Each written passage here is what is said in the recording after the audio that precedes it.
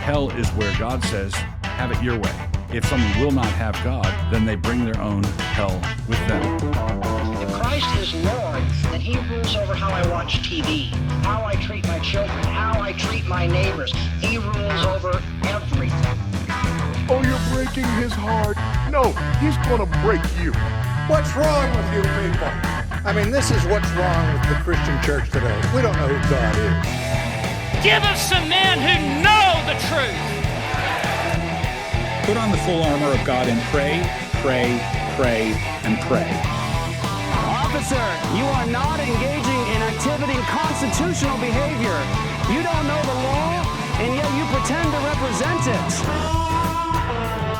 Five Solo Studios presents Reformed Radio.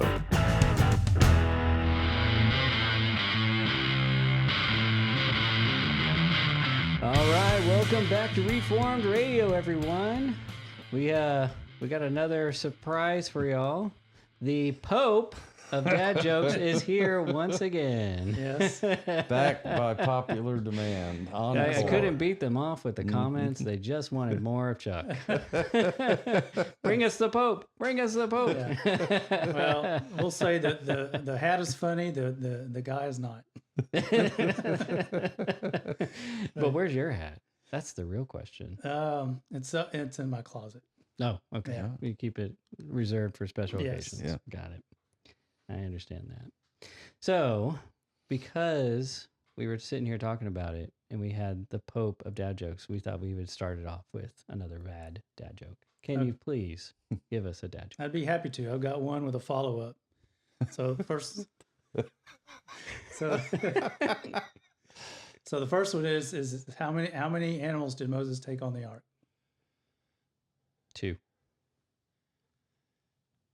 Well, Moses didn't take animals on the ark. That's right. Oh, Yeah. no. It's already got me. I fell for the trap. And so the follow-up is, so on Noah's ark, what kind of lights did they have on it? Sea lice. Floodlights. Which leads us into our topic about maybe misunderstanding some biblical narratives. Ooh, good segue. Yeah. I liked it. That was great. I prefer out of what kind of wood did Moses build the ark? That's the way I like to ask that one. Yeah. That's a good one. Mm-hmm.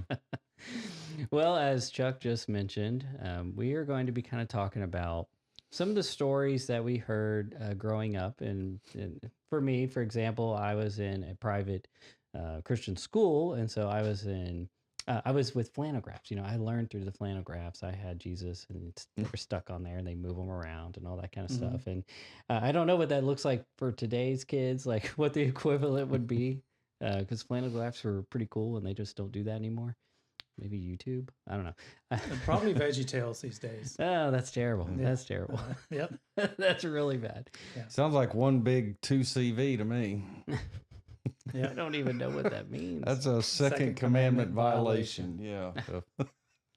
Oh, here, let's give you that. Hey. So we were kind of thinking about, they got those things wrong. Oftentimes when they talked about those stories, it's out of context, or it's kind of painting the wrong picture of these characters in the Bible.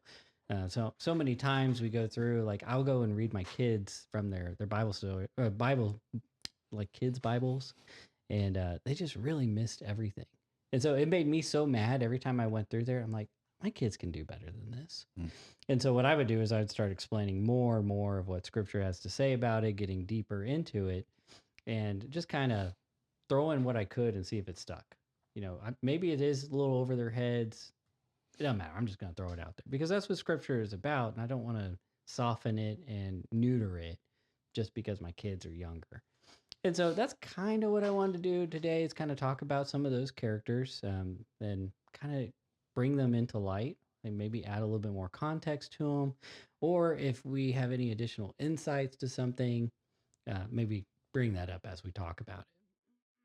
So my first thought was, well, let's go to the beginning. So let's talk about Adam and Eve.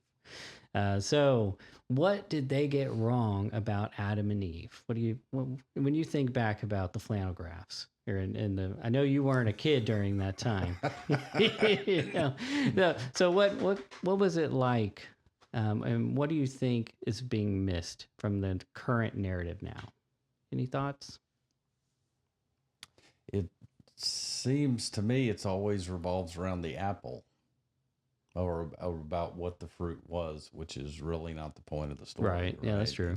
For the adults, it's generally one thing, but for kids, it's usually some kind of apple or something, as I understand it, and not really germane to the story so much. They were forbidden from that fruit, and it must have been exceptional, but I don't think it was an apple.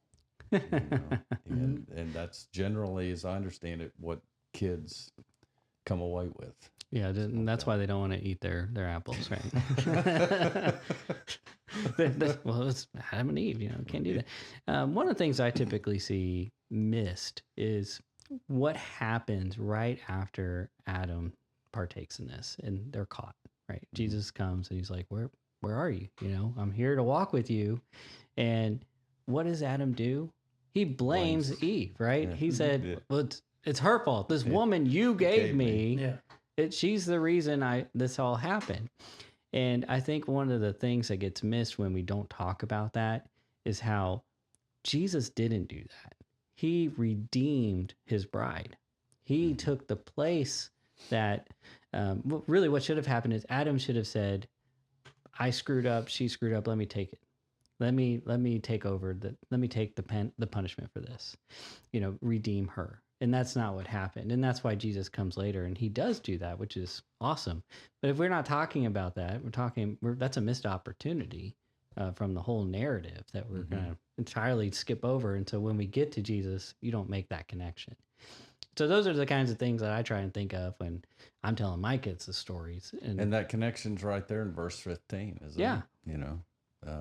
First really mention of the gospel, the proto-evangel, is right there. Referencing the forward work of Christ. So we really shouldn't miss it. But we do. So that's one fail for Flannelgraphs. Let's see. You wanted to talk about Cain and Abel, didn't you? I did want to talk about Cain and Abel a little bit. You have this story in Genesis 4. I'll read a portion of it. Later, she gave birth to his brother Abel. This is after Cain. And it says, now Abel kept flocks and Cain worked the soil. And in the course of time, Cain brought some of the fruits of the soil as an offering to the Lord. But Abel brought fat portions from some of the firstborn of his flock. And the Lord looked with favor on Abel and his offering, but on Cain and his offering he did not look with favor. So Cain was very angry, and his face was downcast. And then the Lord said to Cain, why are you so angry? Why is your face downcast? If you do what is right, will you not be accepted? And I think there gets to be a lot of misunderstanding in this story, because so much of it centers around the offerings themselves. Have you ever heard, talking about the vegetables versus the fat portions of the meat? And I think sometimes that part gets lost in translation. Yeah, because that's not what it's about. It was about his heart, right? He wasn't giving from his heart. He wasn't giving something like the real first fruits, like really trying to glorify God. He was just going, here's some vegetables. I'm a farmer, and vegetables are what I do, but I'm not giving you the best of it. I'm just giving you my second thoughts, leftovers. Yeah, as much as I want to agree that, God doesn't like vegetables, I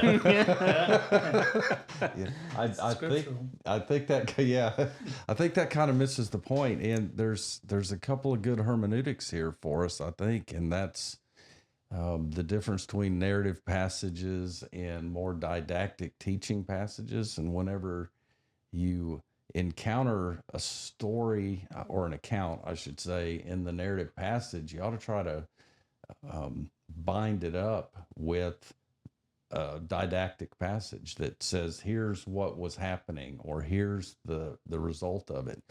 And we actually get that in the New Testament, which is also another good hermeneutic to go by, is if you have an Old Testament passage, if it's mentioned in the New Testament, it's like the Holy Spirit telling you this is what it means.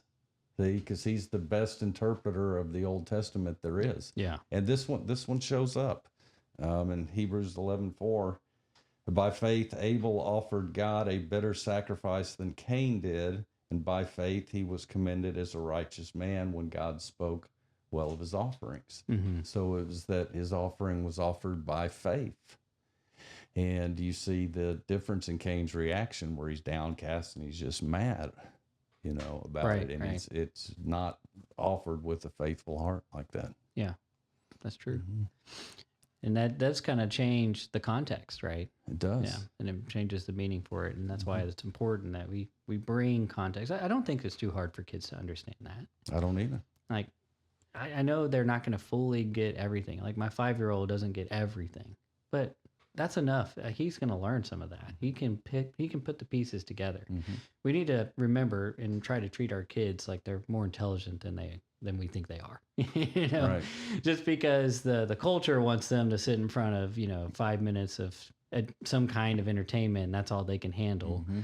That doesn't mean that's the reality. Or at least set the bar high. There's nothing wrong with setting the bar high and challenging all of us to up rather than setting the target low. Yeah, I mean that's what you do every time that you do the kids. Mm-hmm. What do we call it? What's the kids? Children in the Word. Yeah. Well, whatever that is. Whenever you take over, you're always a lot more deep and heavier in your conversation with the kids, and I don't think there's anything wrong with that. Like, my kids, they may not get it entirely, but they're trying, and they can keep kind of have pieces of it that are coming together, and I think that's a good thing. That it's good for our kids. The folks we have doing that do very, very well. I don't want to suggest that they don't. Oh, of course not. They do great. But I mean, even with adults, there's in the modern church, there's this emphasis to just downplay everything, right? So that you don't. I've heard it since we started the church. Ain't nobody going for that 5 solas Latin stuff. Ain't nobody pay attention to I've heard that. Oh, that church is for smart people. I hear it all the time, and I just think we ought to challenge and try to raise up. I mean, it's the Rick Warren way to say, don't put the word propitiation in a hymn because nobody can understand it. I disagree. Let's put it in there and let's educate and teach and encourage to hit the bar up here. I think it's very, very important. And so we're off topic. But so that brings us to the next character that I was thinking of, and that was Noah. So we know about the flood. All the kids, I think, in anywhere near a Bible-believing area, they know about the flood. But what do they know about the flood? They know that there's a big boat and it had a bunch of animals on it. Giraffes' heads were sticking up out of the boat. It's very, it's not a very serious thing. There's a bunch of water. It might be covering the whole world depending on which version you're looking at, but it's very downplayed. It doesn't mean a lot, and it's just everybody's happy. Kind of cutesy. Very cutesy. Very, very cutesy. And then the bathtub shaped ark. Yeah, right. And it reminds me of an illustration I saw once where they illustrated the animals going 2 by 2 onto the ark, and they had 2 male lions going up. And we're like, how are they going to reproduce? And so they don't tend to really think seriously about this. And I recently saw an illustration of the ark in the storm waters, and it was very well done. I mean, it just looked dark and just foreboding, and it made the ship just look huge, like it was. And so I really appreciated that. Yeah, we went to the Ark encounter, and that's one of their big things, is saying, like, you really need to be talking about the flood accurately, because this was God's judgment on the whole world. Like, this is dark. This is heavy stuff. Yeah. Like, this isn't like the little kids book stuff with the little pop-ups and flaps. Like, no, this is like God wiped out everything. Everything. Including a lot of kids. A lot of kids. Yeah. Lots of kids. All of humanity is wiped out except for Noah's family. All the animals are wiped out except for the ones on the ark. And, like, that's a big deal. That's not like all happy faces and everything's great. Like, there were people outside trying to get into the boat. Like, when this is going on, like, this is doomsday for everything on here. And I think that's important that we talk about it, because God redeemed humanity through Noah and his faithfulness to God by doing this, by building this and bringing these things and being faithful with what he was given. And so that's a big, important narrative. And also seeing that God is reserving a lot of patience. Because what is this? From the beginning of Genesis to there is what? A couple thousand years, maybe? I don't even know if it's that long. And how long has it been since then? And God has had way more wickedness to deal with than he had then. But he's already made that promise. I'm not going to flood you again.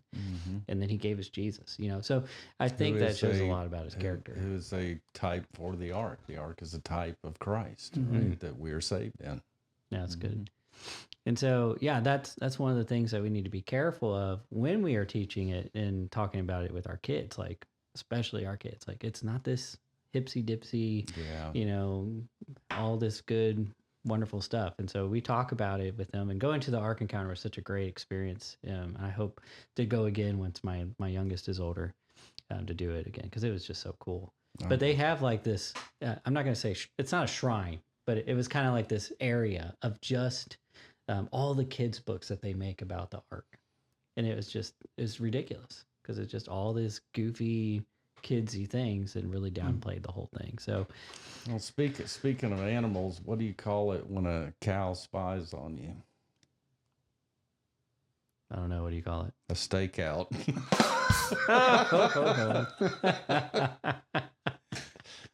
Okay, I didn't know we were telling jokes, in the middle of the conversation, so the floodgates are open now. It's coming. Oh, yeah, there it is. You were just waiting for that. I know you were. So Abraham's next on my list. Do you have anybody before Abraham? No. Okay. So we get to Abraham, and I kind of feel like the Flannelgraphs did a pretty decent job with Abraham, but the one thing they always got wrong, and they never talk about it, is that he was a big coward. And he was a coward when it came to his wife. When stepping up and protecting his wife and being a man and owning his manliness, his husbandriness, he goes, oh, wait, that's just my sister. Yeah. Right. We're just going to make this. We made this agreement a long time ago. You're just my sister. I don't want to die. What a coward, right? Like, that's not a manly thing to do. And it doesn't happen just once. It happens again, right? It's one of those things where we look at him and we see that he had such great faith to take his son Isaac there. But we saw that he failed to be a real man and take care of his wife and to be a good husband in that regards. And then you were going to say something, I think, about the episode with Hagar as well is kind of where he concedes to that behavior with her, and that leads to a whole set of other problems every time. Yeah, that's kind of I guess that's kind of the beginning of where we see this kind of situation creep into the rest of the biblical narrative and for the Old Testament. Is now you have an extra wife, an extra woman, and now everything gets harder. It's like they never learn. Like, you don't keep bringing another woman along. It just gets worse and worse. Stop, guys. You have anything after Abraham? I was going to go to Jacob next. Jacob's good. Jacob, all right. So what was it that do you have it pulled up, or did you write it down what his name actually means? It meant something close to one who grabs the heel. He who grabs the heel, like he grabbed Esau's heel, which really translates into a deceiver. Deceiver. Yeah. And that was kind of what he did, right? So he kind of tricked his brother out of getting the birthright. He's being kind of snide. He's kind of a weasel. He's weaseling his way into all these situations and trying to do these things. And because of what you see him doing, I feel like he gets repaid so much grief because of this over and over again. And I think it's kind of, he does it to himself. he's causing these things to keep coming back. But because he goes to his uncle, I think, was it Laban, one of the uncles, and he's trying to get Rachel, and then he goes and works all this time. What? That's the wrong daughter. What? How did this happen? I don't understand how that happens, first of all. But anyways, that happens. So he works again and he gets Rachel. And then he's got to deal with this guy who's constantly trying to take advantage of him. And he's also being deceitful to him and trying to con him through all these things. And then eventually he gets out of that. And we have the cool episode of him wrestling with God, which is pretty cool. It's a really interesting thing that I think we could dive really deep into. But then after that, you see him face his brother and you think things are good for him. And then along comes Joseph. And then he has a lot of preference on Joseph. Like, that's the favorite son. And so he kind of spoils this kid. And then all these things happen to Joseph, which we'll talk about in a minute. But one of the things that happens is he believes he's deceived by his own kids to think that his son is dead. And that causes him great hardship for 20 years, over probably a little longer than 20 years. Like, he was repaid for that dishonesty. But what I think is really neat about that is even though he was a weasel, God built an entire nation from him. And so God doesn't expect you to be perfect. And I think that's important about this narrative as we go, you're not having to be perfect. He wasn't like this wonderful guy who got everything right. And God still did wonderful things through him and still blessed him, even in all of his trappings that he was getting himself in. And it's been kind of the modern thing to take the line about Jacob being a scoundrel and just focus everything on that, right? And you were talking earlier about getting the full context of these stories and teaching the fullness of the accounts. And in Jacob's case, there's been so much focus on that kind of trendy, he's a scoundrel thing, that we've lost the bigger picture about who he is and how much good he did and what a patriarch he was. It's the God of Abraham, Isaac, and Jacob. He is later to be named Israel. Exactly. And he wrestles with God. And there's a lot of good to be set forth about Jacob. And so keeping the full context of the account is very, very important, as you were saying earlier. Yeah, and one thing we missed over just on that is, Jacob's ladder, right? Yep. He gets to see the stairway. And one thing, just because we're talking about it, and I think it's neat, is what does that represent? Because you have the angels going up and down on this ladder between heaven and earth. There's something there that's bridging them together. And I think it's really neat because I think that's a type of Christ. Christ is what's bringing them together. And so we have another reference of Christ right there in the Old Testament, which is always fun to find those. Okay, did you have anybody after Jacob? I got Moses next. I think Joseph was in there. Oh, yeah, that's right. So we were talking a little bit about Joseph, and this has been trendy also because Joseph, for the back part of the book of Genesis, it's really the account of Joseph and his life and all that transpires there and getting God's chosen people up into Egypt or down into Egypt. And it's been trendy to point out how condescending Joseph is and how snooty he is to his brothers at the beginning. Right, with he's got the coat and he's the dad's favorite and all that good stuff, and he kind of lords it over. Yeah, and telling him his dreams, how they're going to all bow down to him, and you get this sense that he's a little bit proud of it, right? And so I think when the Flannelgraph comes, I'm not sure how much all that is discussed with children. I mean, I can't like recall. You said, I don't remember the Flannelgraph, but I in all of my time and even reading the because I have young kids, and so I've been reading them, or I used to read them kids' Bibles. Now I forget that we just use the regular Bible. But when I was using that, they typically don't talk much about Joseph except about he had this coat, and then that he gets sold into slavery because his brothers throw him in a pit, and then he becomes basically the Pharaoh, the second right-hand man.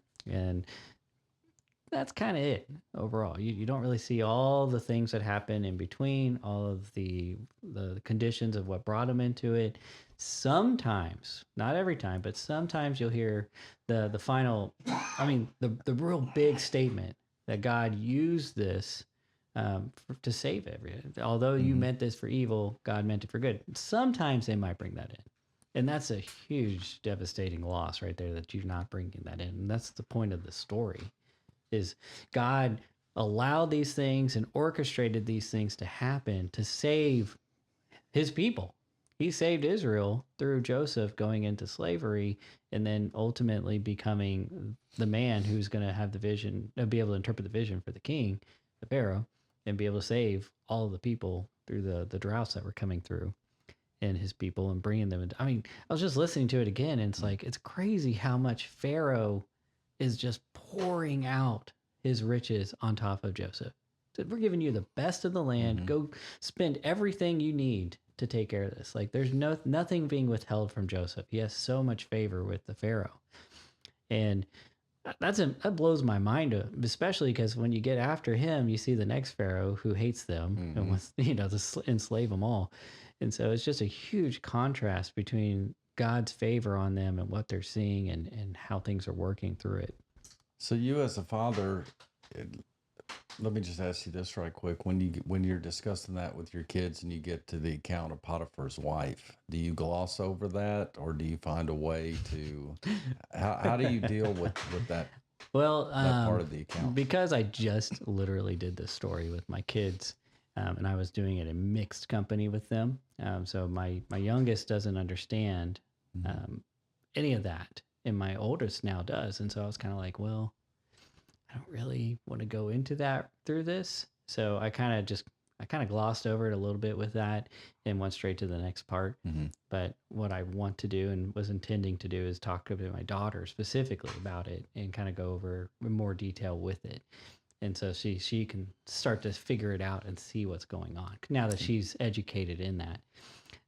In the past, we've kind of talked about it briefly, but now that she understands, I didn't want, it's just be harder to try and explain it, especially when you're reading the scripture, because it's a lot more clear about what's happening there.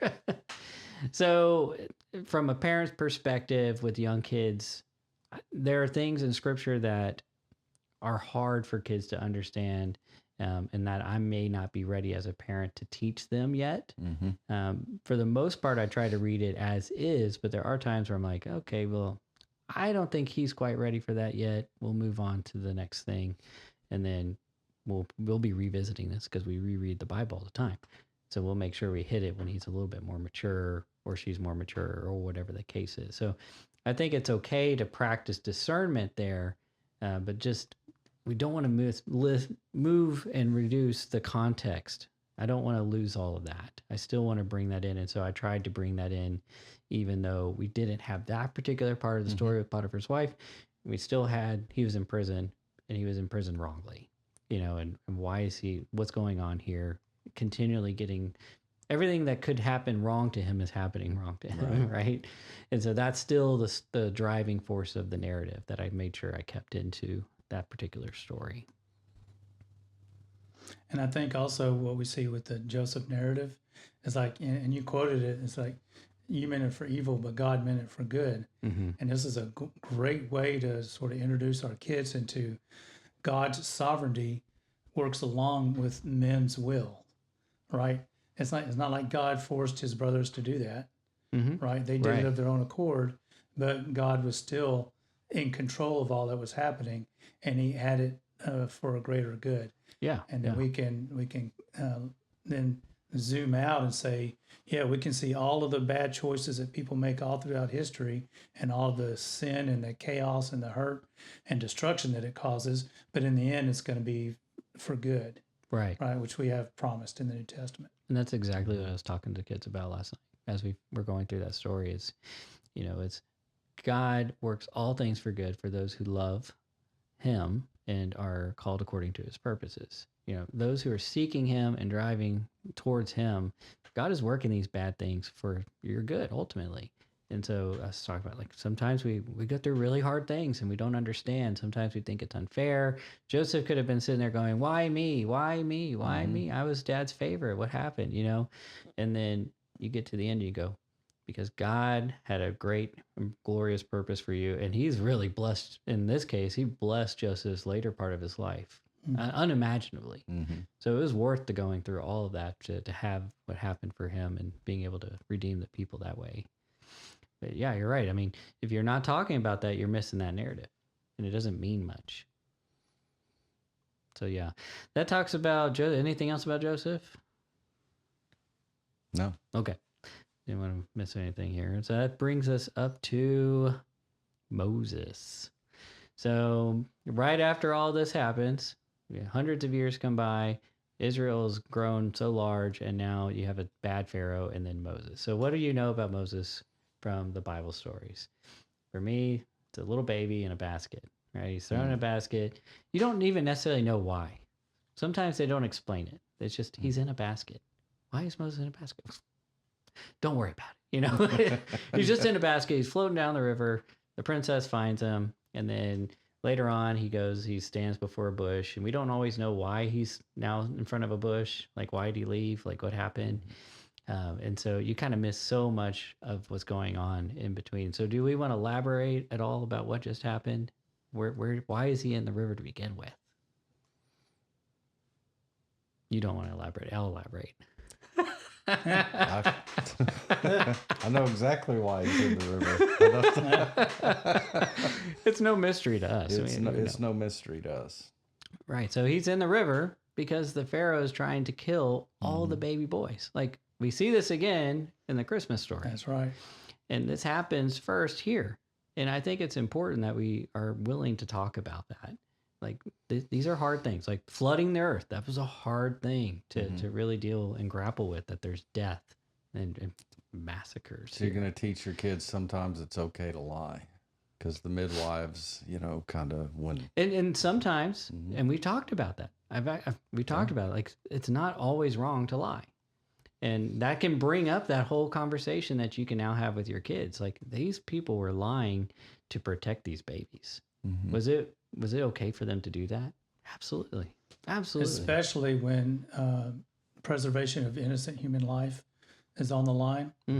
The people that want to do that to them don't deserve the truth. Exactly. Right? So we wouldn't call it a lie, even. Not really, yeah.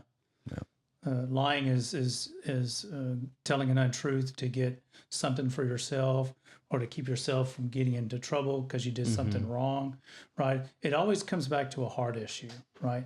And, when I deal with atheists, and I say, I'm talking about it's universally morally wrong to lie, right? They'll bring these things up, right? And so then I have to sort of get into the nuances of that. Of course, they're trying to find a contradiction, right? And because that's all they're wanting to do. But yeah, we sometimes we have to sort of flesh that out. Yeah. Like your joke about Moses and the ark was untrue, right? But exactly. It wasn't a lie, right? See, it's not a deception. I don't know. I feel a little deceived. Yeah, in football, a play action pass, That's a good it's example. Deceitful, but it's in the midst of a game, but it's not a lie. The Astros stealing signs with the beating on the trash can. That was maybe a gray area. But yeah, that's all a great point to talk about how, when we put it in context, that allows for these kinds of conversations that you would have missed otherwise if you didn't. And so I think that's a good point to bring up. So yeah, he's in the river because his mama loved him and doesn't want him to die. And then the princess finds him, and she actually ends up calling the girl who's over by the reeds, who happens to be his sister, hey, go find me somebody to take care of it. Guess what? Mama comes. So it's rewarded for this action as well, which is pretty awesome. But then you see Moses grows up, and then he goes out and about because he's like, I want to go see what my brethren are about, like, because I know I'm from these people. And he sees this guy doing wrong to one of the Israelites, and he ends up killing the guy. He kills a guy. Like, he just killed this dude. And then he's like coming back the next day, and they're like, what, are you going to kill us too because you don't like what we have to say? okay, now I got to run. You know, he's older by this. In the Ten Commandments, it's Vincent Price, and it's great. If you know who Vincent Price is, that's Baca the master builder, and he ends up strangling him. You know, it's a great scene. Sorry, you get a lot of bad material from the Ten Commandments. But you get that great scene. But Vincent Price, you know. Yeah. Yeah, and I think one of the things you were talking about, because I think you said that the movie kind of plays it wrong with like the ages and whatnot that's happening too, right? And that's part of it is we do see like he just goes out of Egypt and suddenly he's in a bush, and you know how many years has this been? I mean, this is a long time. The Flannelgraph, I thought he just ran off from Egypt and then he goes to the bush and immediately comes back. Yeah, I think he's. this is 80 years old at the bush. Yeah, he's about 80 years old. He has a wife, some kids, or at least a kid. I don't remember how many kids at this point, and he's just doing his shepherding thing, and then there's this bush just burning, but not being, it's like consumed, but it's not burning apart. Like it's this crazy phenomenon. And so he goes there, and one of the cool things to note is that's holy ground, right? He has to take his shoes off to stand there, which means this isn't an angel, which is kind of neat. And this is Christ showing up again. And so that's really cool. Just another one to throw on the board. Throw on the Flannelgraph. Yeah. Okay. So one of the things that happens there, which I think a lot of times we don't get in the Bible story narratives, is he was kind of a coward. He didn't want to do it. He said, "I'm not eloquent enough. I can't go and do this. No, I'm not going to do it." And then God says, "I want you to do it." "No, I'm not. I can't do it. I'm not going to do it." You see God getting mad. You know, he's like rekindling his anger, because he's right to be angry at Moses for this, because he's not trusting him to be everything he needs to be. He said, "Fine. Well, bring you your brother too. Aaron will be there, and he'll be the one speaking on your behalf." And then the rest of the flannel story, you don't see Aaron until he's screwing up at the calf. Like, you know, but what's happening is, and I think we miss that, is Aaron is the mouthpiece for Moses, and Moses is the mouthpiece for God. And so you have Aaron who's actually there with the staff. It's Aaron's staff, you know, that blossoms and all this stuff. It's not Moses. And so I think we miss that as well, as you have this extra person who's doing all of the confrontations with Pharaoh in the chambers and all that kind of stuff. And I'm sure we could dive really deep into that if we really wanted to kind of break down the types that are being expressed there and whatnot. But I think that's just another one of those things you just miss in the normal kids' Bible stories. Is there anything else you wanted to add about Moses? So I wanted to talk about a character that we never hear about. I've never seen in a story before, and it's one of my favorite stories from Judges, and it's about Ehud. So Ehud was he was considered a judge later, but this guy, he's being oppressed. I think the Moabites. So the Moabites are oppressing Israel as they're under God's judgment because they've been doing stupid stuff again. And he's a left-handed guy. He's got his sword hidden, and he goes up to the Moabite king, and he's bringing some kind of tribute or something to him. And he gets right up to him, and he says, "I have a secret for you." And so the king apparently wasn't very wise, and he sent everyone out because he wanted to hear the secret. And so he goes up and he says, "God has something to say to you." And then he takes a sword and he stabs him. And because the king is so fat, the fat folds over it and it hides the sword. And he just walks on out. The door's locked. I don't know if he jumps off goes out a window or something, but he leaves. And then the guys are outside and they're like, the door's locked and they can't go in. And they're like, oh, they're embarrassed. It says they're embarrassed because they think he's relieving himself. Which makes me wonder, like, is this normal for this guy to do this kind of stuff? You know, whatever. Maybe it stinks, you know. And they finally open and he's dead, you know? And so that's just a kind of a cool story to see. And he goes on to help really, what's the right word? Free the Israelites from the Moabites. And he was counted as a good judge. And so I just really liked him. And I always like to talk about that. Tell my kids about the guy killing the fat king. Did you have anything else before we get to Samuel? I thought we were going to do Samson. Samson. See, I was forgetting. Getting my orders out. So what do you have to say about Samson? I got plenty to say. I was waiting for the joke. No, don't have one, not yet. Well, Samson, interesting guy. Samson, very, very powerful, very dedicated for his whole life. So he has no excuse as to his flawed character later on. You know, he's raised Nazarite with Nazarite vows, and he knows all the rules, and his parents have instilled them into him. So he has no excuse when he gives into a lack of self-control later on. What are you talking about? Samson was like this really good, strong guy. That's it. That's all I learned from the Flannelgraph.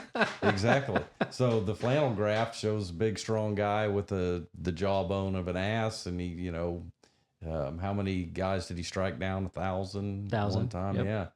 Yeah. Very, very powerful. I think George Sanders in the movie, by the way, is great. In the Samson movie with, I'll think of his name in a minute, Victor Mature, great. And so you see in the Flannelgraphs, you just see the strong knocking down the temples and killing all the Philistines, right? Great hero type. But the reality in Judges is a lot different. He has really flawed character for how much ability he's been giving.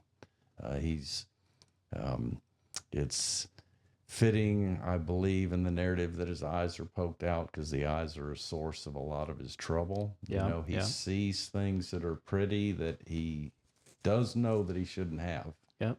But it's shiny. I want it. It's shiny. Go get it. What does that harken back to?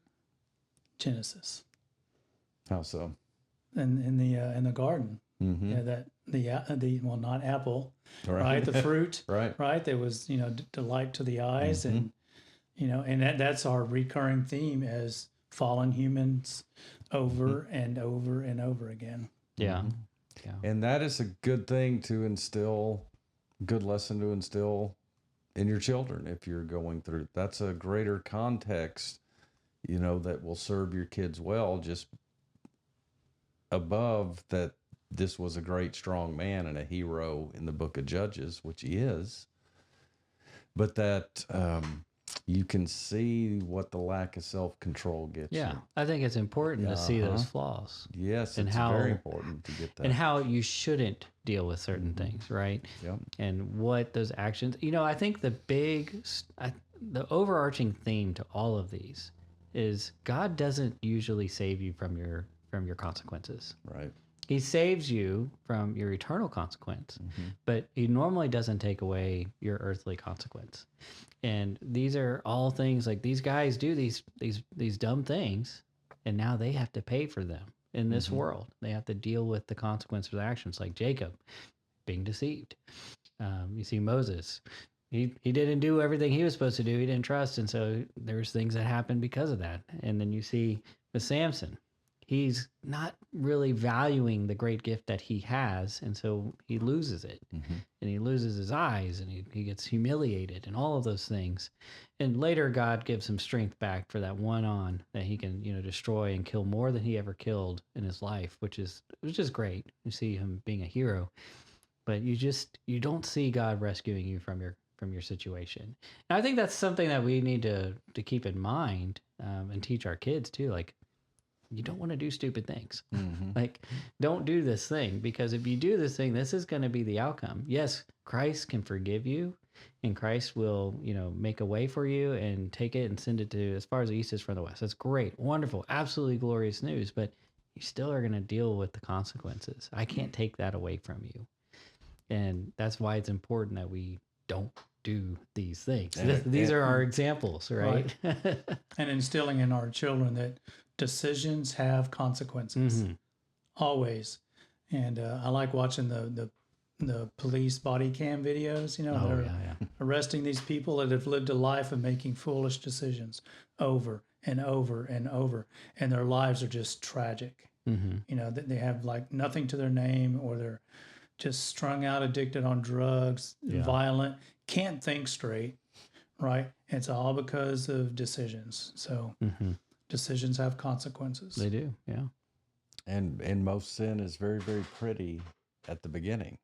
You know, it's shiny and it's attractive and it looks good. It's fun for a season.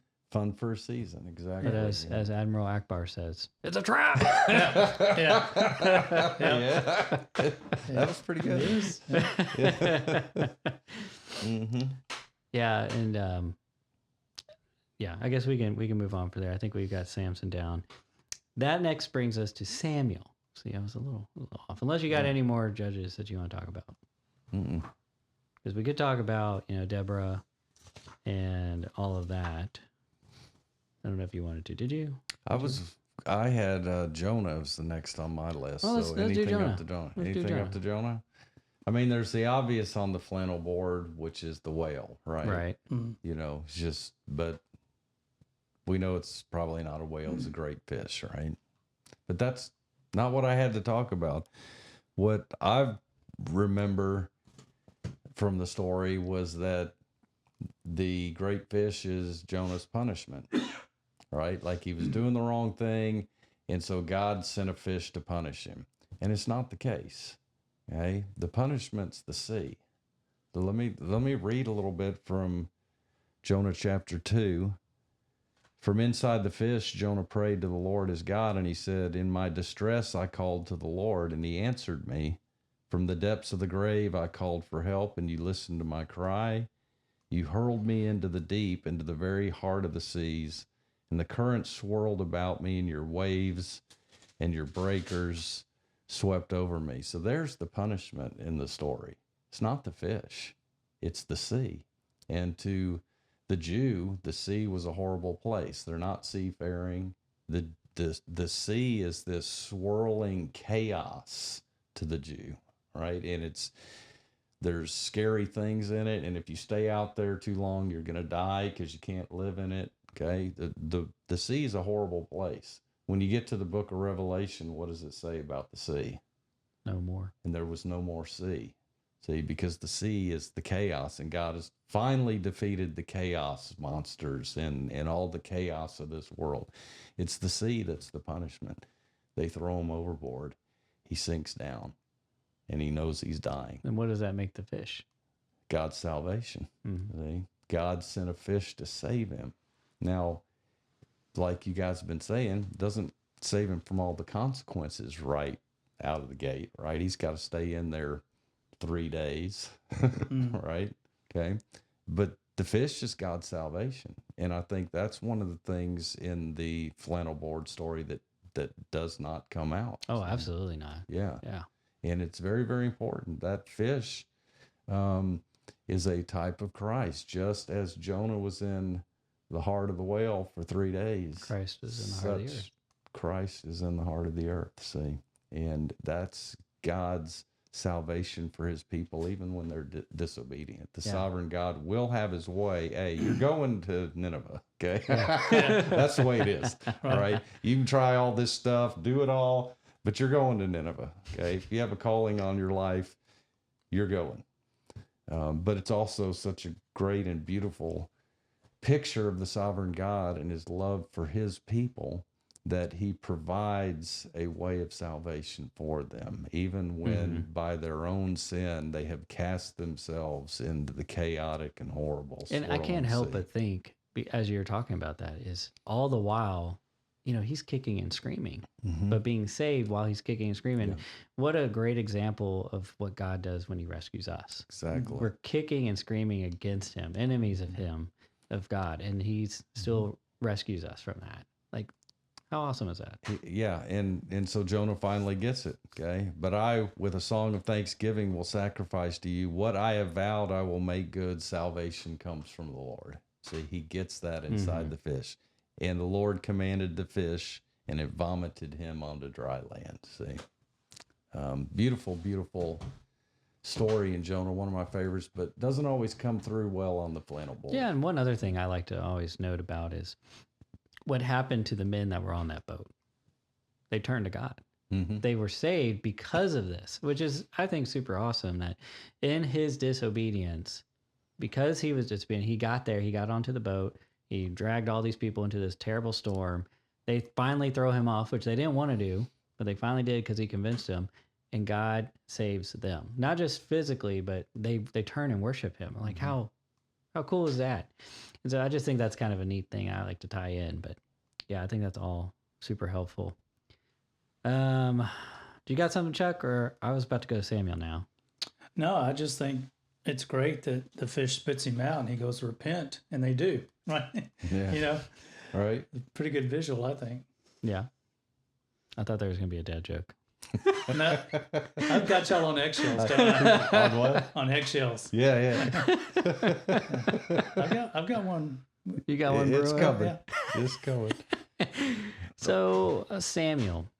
So really, there's not much that I hear about Samuel that I can remember and what I've experienced with the little Bible stories, except for him being in the temple as a kid, and he's hearing God call him, and he doesn't know, and he keeps going to Eli. He's like, "Yes, God." And he goes to Eli, and he's like, "Oh wait." He's like, "Oh," he goes, "Oh, what do you want, Eli?" He goes over there. He's like, "No, it's not me." He goes like, he goes back. He does this 3 times. He finally gets there, and he's like, say, "Here I am, talk to, what is it, Lord?" And so he finally does, and then that's the end. That's all you get to hear. And you're like, "Oh, okay. So what?" And what's really happening in that story is that God is giving him a really hard judgment for Eli, right? He's about to devastate Eli and his family because Eli has not been disciplining his sons. His sons have been doing really bad things.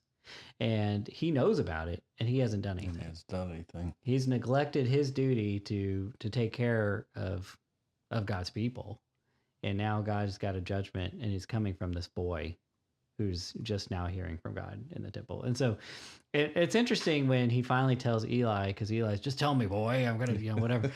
And he tells him, and it's like, okay. That's it, And so I think that's pretty interesting, but that's an important part of the narrative that's getting dropped from the Flannelgraph stories, is that this is a hard judgment that was coming on Eli because he was not being faithful. He was not doing what he was supposed to do. Then I think Samuel is a great character overall. I don't really think there's anything that comes to mind that was negative about him in Scripture as he's doing his ministry, if you want to say that. And you see David comes from this. You see, what's the bad king? I can't think of his name right now. Saul. You get Saul out of him. If we were going to talk about, I don't know if I've seen stories about Saul. I don't recall ever seeing a story about Saul in a Bible, in a kid's Bible. And I think that's because he was a bad guy. He was a stud, right? He was a big stud guy, and then he just blew it all. Just completely ruined his life chasing after things, and was never depending on God for anything he does.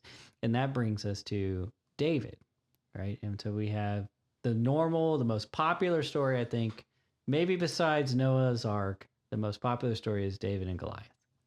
You got this little boy who comes up there. He can't even wear the king's armor. He's just too big. I mean, it's way too big for him. He just falls on his head, whatever. And he goes up there and he throws a rock at the giant. Somehow it kills him. And that's the end of the story, right? So what did they get wrong with David and Goliath? Well, they made a stop motion animated show about Davy and Goliath with a little dog. And, it's a Great Dane, as a matter of fact. Yeah. Dave, yeah. So, but we don't think he was a little kid at this time. He was probably at least like a teenager. And I've seen videos also, those slings with those rocks, and that thing, it will kill you. Those things are very powerful and they will kill you, right?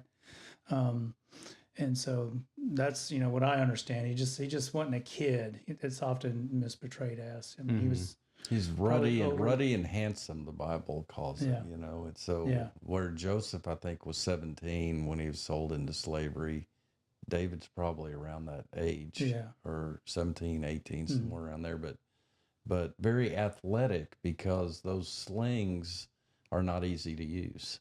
It takes a lot of skill to use a sling. And so he was very skilled at it. I think he killed a lion once. Yeah, a lion and a bear. Yep. He's skilled at it, and he's not this little kid. He's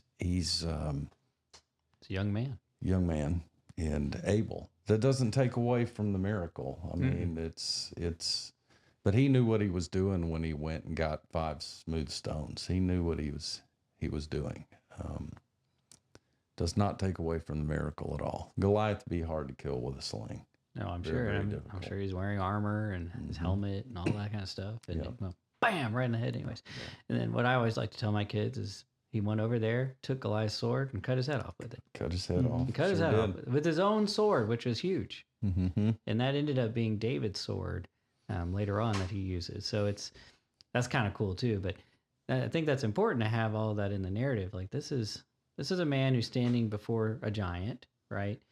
And he's facing a lot of odds at this. But one of the things that I think we miss is everybody's afraid. I mean, I think they do a good job of saying they're afraid, but we don't see them depending on God in any way. They have their eyes on the wrong thing. They have their eyes only on Goliath, and they're so afraid of that they can't look and see that God is so much bigger. And so we see him come and stand, and he shows like, look, good, God can use this boy, who even if he is a young man, he's probably younger than his brothers who are there in the army. Right. And he just showed them all up. The Holy Spirit just did all that, And so I think that's kind of a cool thing. And that kind of kickstarts David's life. And then you can get into all kinds of stories with David. And typically after that particular point, you either see him dancing around, worshiping God and maybe doing some psalms or something, or you might see him, I can't remember anything else. I know what I can think of. He does all kinds of really bad things, but they don't usually talk about the hard bad things that he does with with Bathsheba, right? That was the name. And we don't see him sending her husband to death. Never hear about that. I think that's a terrible thing that we'd have to deal with. And then you don't see the outcome of his choices because he has multiple wives. And as we talked about earlier, once you start bringing the other wives in, things get way harder for you. And they got way harder for him, and it destroys his family. His own son tries to kill him and tries to kill his other sons. And it's just chaos. And it's terrible. It's really bad things that are going on. And then finally, he ends up putting so much stock into the son who's trying to kill him. He just keeps grieving over this, that he's not being the man and the king he needs to be. And so somebody finally slaps him in the face, essentially. It was like, look, be the king. He's trying to kill you, and he's trying to kill everybody and all this stuff. You got to stop. And he gets his act together and all that. But you don't get a lot of that from David. And David did do a lot of terrible things and did a lot of awful stuff. He did so many great things too. He was a man after God's own heart. Like that's not a pithy saying. That's a big deal. And so that makes us need to really examine David's life a little more closely. And I think that gives us a lot more light when we read the Psalms and can see his heart as we read his Psalms, which are very clear. And he was very emotional, and for me, I'm not a very emotional guy. I typically, my emotions are happy and angry. That's pretty much all I got. But my son has got this really wide variety, and it's hard for me to relate sometimes. But I'm like, you have the emotions of like David, and that's a good thing, and that's something we need to nurture. And spending time portraying who David really was, getting into the story of David, and talking about some of those hard things, whether we have to shade it a little bit different because of our age or not. You can still talk about most of that. You can still talk about this is what happens when you have multiple wives. I can still talk about that and see, like, this is what happens when you neglect one son or the other. This is what happens when you do X, Y, and Z. This is what happens when, I can't remember the guy's name, who's basically being very rude to David. And David has the ability to kill this guy. And his wife comes and saves him. And so, like, there's so many good stories that you can talk about that you're not going to get on the Flannelgraph. You're not going to get it. The story about the Ark of the Covenant. That's a good one there, and how they were traveling with the Ark. That was under David's authority. He didn't follow the rules, and because of that, somebody died, and he got mad at God for it. Right? He blamed God, and then later he's he repents and he turns, and now he's dancing in the streets, and then that's where we get all those songs, That brings me to my last Old Testament character that I was going to bring up, and that's Solomon. So typically Solomon is portrayed as being really wise and being a great king. Typically that's about it. Lots of wise sayings here at the Proverbs. But we don't always see what happened with him. We don't always see the end part of his life. And that's really important because, again, multiple wives brings his downfall. And it's not just multiple wives, it's foreign wives too. And so they bring in their false gods. He accommodates them. So I don't know how fast he was to accommodate, but it also goes to show you how powerful a wife is, right? Even if you have, 100 wives, one wife has got a lot of power over you. And that ends up leading him to start to fail at the end of his life. It's not to be faithful, to not be wise, and then you see him really come down quite a bit. One thing I was talking with you guys earlier is that every time you see him mentioned in the New Testament, it's like he's not quite good enough. And I think what's important to note about that is he's always being portrayed next to Christ. And so although he was the wisest man, the wealthiest king, the best king, I would have to say there's no better king than Solomon ever portrayed in Scripture. And I think his renown is even outside of Scripture. You can find extra biblical evidence of this guy. And Jesus comes and he is even better. And I think that's kind of a cool thing to see from that. But it's important to just have that better full narrative that's saying, even if you have lots of wisdom, if you don't act on your wisdom, if you act contrary to what you know is right, you're going to fail. You could have all the Proverbs in the world. You can be the author of all those and still fail. And so it's important to keep our eyes on Christ and not on, as he would say, vanity. Do you have any more Old Testament stories? I have one last thing I was going to bring up if you don't. I do. I'd like to ask you a pointed question. Maybe this is something we would have to do on another show, but one book that Solomon appears in is Song of Solomon, or Song of Songs, however you prefer to say it. It's very graphic, such that even the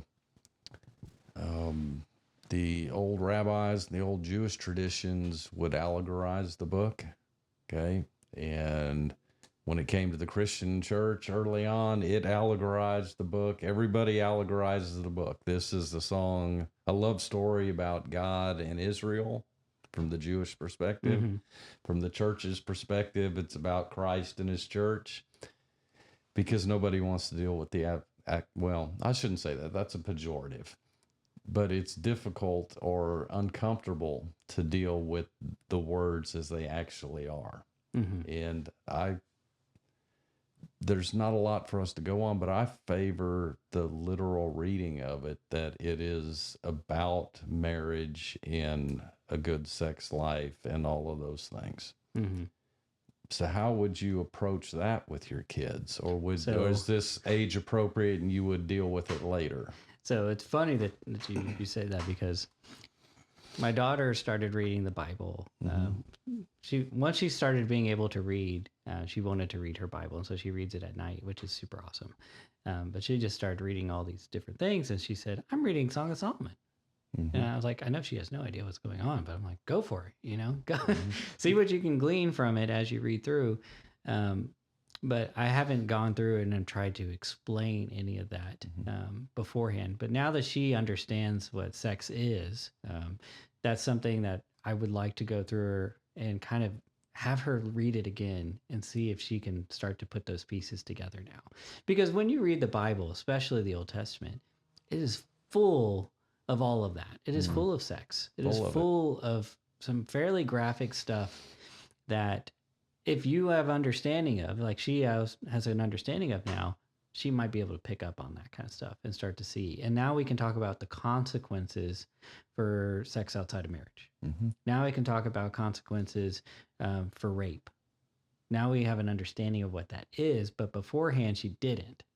But now we also have a good context of what good sexual life is like.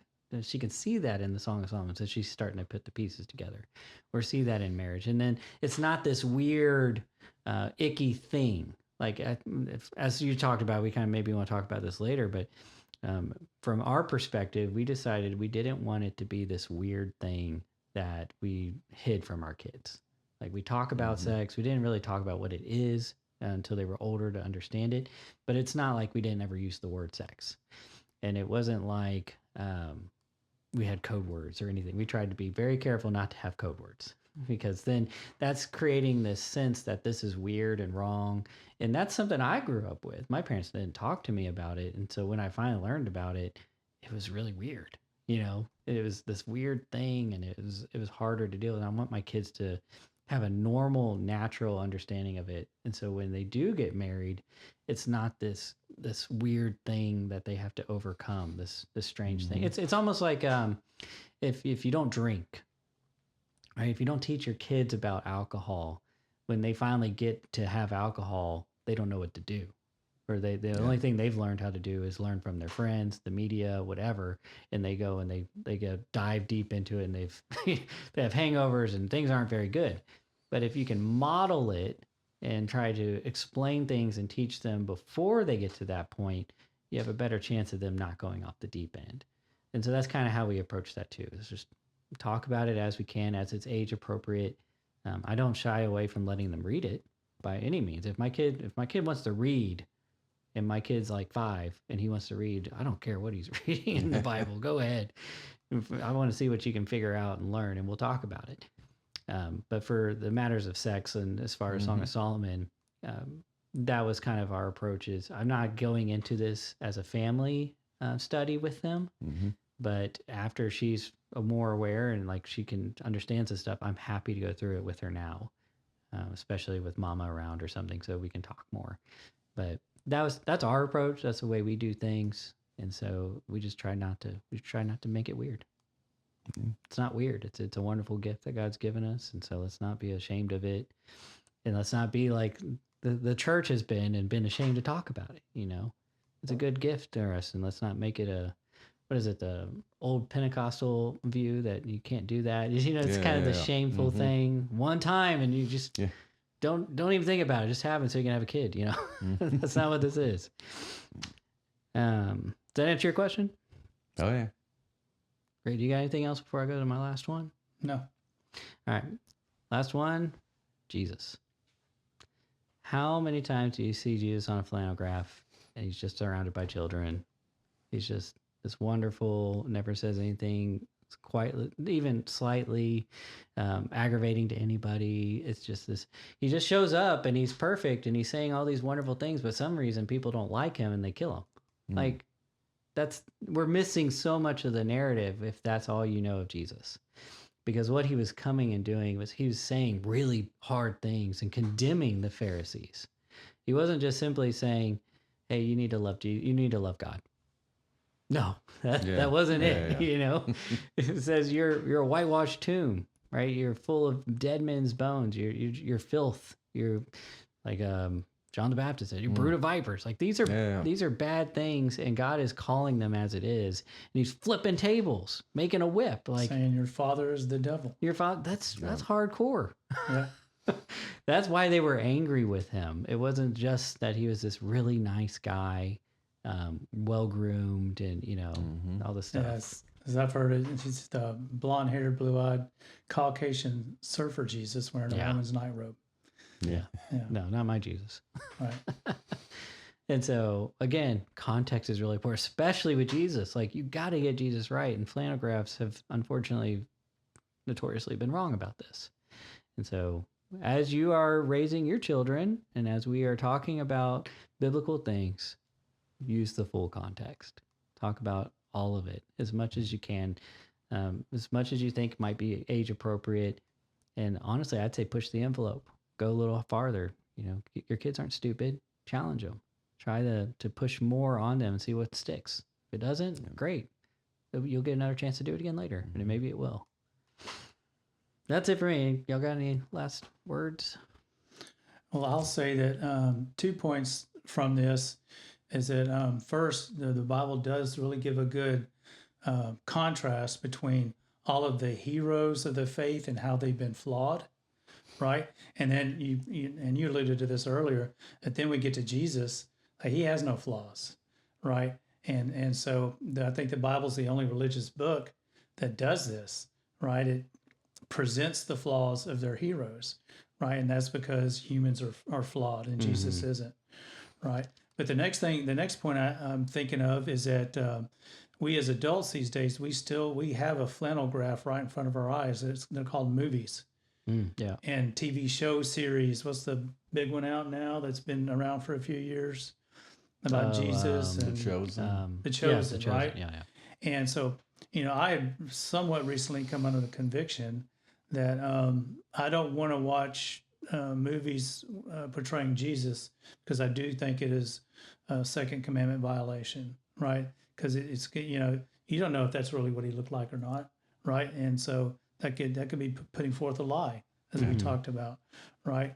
And then it has evolved into me. Well, I don't even want to watch any religious movies, because I don't want it to compete with what God's word says, and that will happen in my mind. It does, yeah. And now I'm conflicted about this, because I want some good content from Christians to be out there, right? And so if they're going to do something, they better do it 100% biblical, but I don't think anyone ever has. We talked about the 10 Commandments, and, in the Bible, it was Moses that took off, but in the movie, they shut him off out into the wilderness, and they said, no, you got to go, right? And so there's a lot of, they take a lot of creative license with that. And so I don't want that to compete with what God's word says in my mind. So when you say religious movies, you're talking about Bible accounts. You're not talking about like Greater. Correct. Yeah. Okay. Yeah, that's what I'm picking up from. Yeah. Fictional movies that aren't, trying to say the narrative of what the Bible was. Yeah, those are great. Like the movie Greater. It's my favorite Christian movie. I love it. So you're not saying that. You're saying Correct. 10 Commandments, stuff like that. Right. Yeah. 10 Commandments. See, like The Robe. The Robe. It's a great movie. Yeah, it is. We talked about Ben-Hur. It's not really biblical. But it's saturated in biblical concepts. Yeah. Demetrius and the Gladiators. Yeah. And, the second one. Yeah. Yeah, he goes off the rails on that one, man, big time. Yeah. Talk about flawed hero characters, right? So I guess I'll end by asking, how long did Cain hold a grudge on Abel? I don't know Here how it long. comes. Here it comes. As long as he was able. You've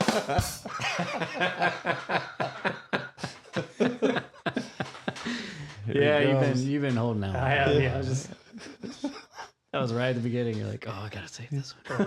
Yeah.